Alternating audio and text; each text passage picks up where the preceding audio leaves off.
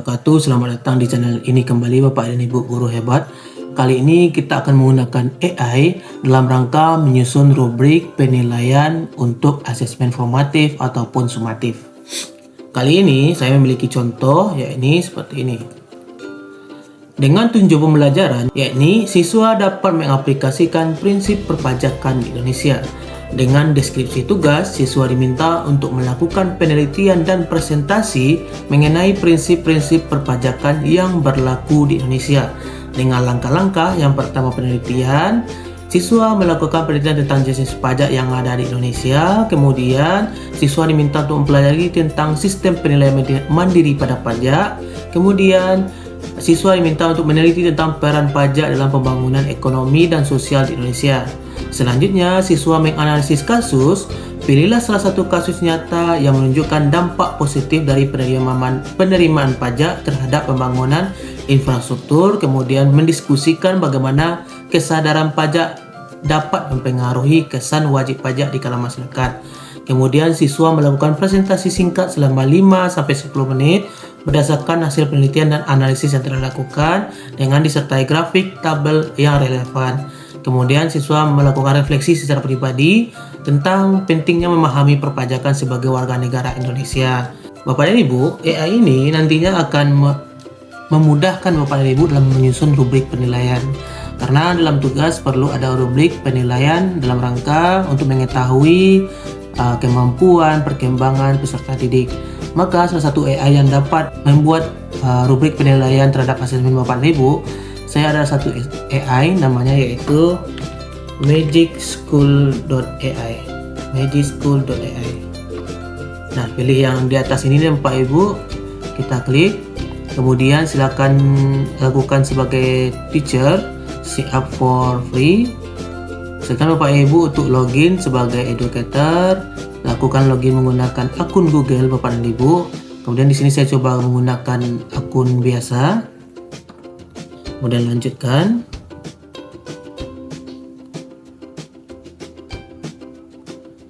Dan di sini Bapak dan Ibu diminta untuk membuat sebuah profil Bapak dan Ibu. Nah, setelah selesai login Bapak dan Ibu, muncullah seperti ini Bapak Ibu. Di sini semuanya banyak pilihan, ada sebagai rubrik, kemudian pertanyaan video YouTube, teks informasi, konten akademis, email profesional, dan di bawahnya masih ada Bapak Ibu.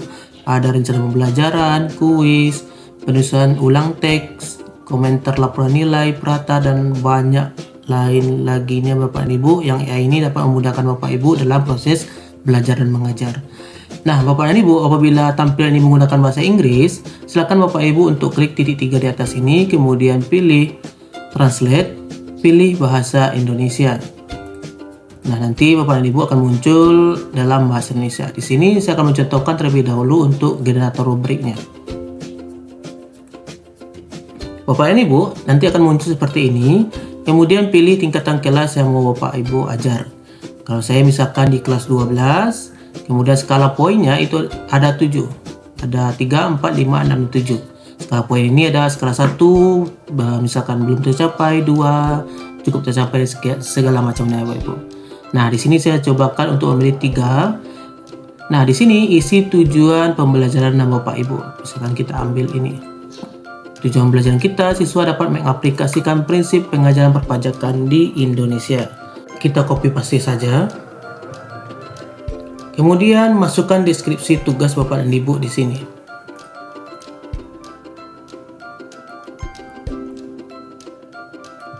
Silakan di copy paste saja. Nah, di sini Bapak dan Ibu bisa untuk menambahkan di rubriknya apa saja yang mau tambahkan. Misalkan di sini saya tambahkan kriteria 1 belum tercapai, kriteria 2 cukup tercapai, dan kriteria 3 tercapai. Nanti setelah ini diisi semua Bapak Ibu, silakan klik menghasilkan.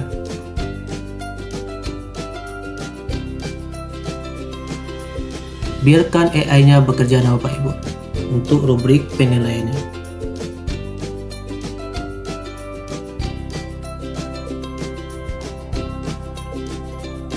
Nah, di sini Bapak Ibu muncul rubrik penilaian. Di sini rubrik penilaian aplikasi prinsip perpajakan Indonesia.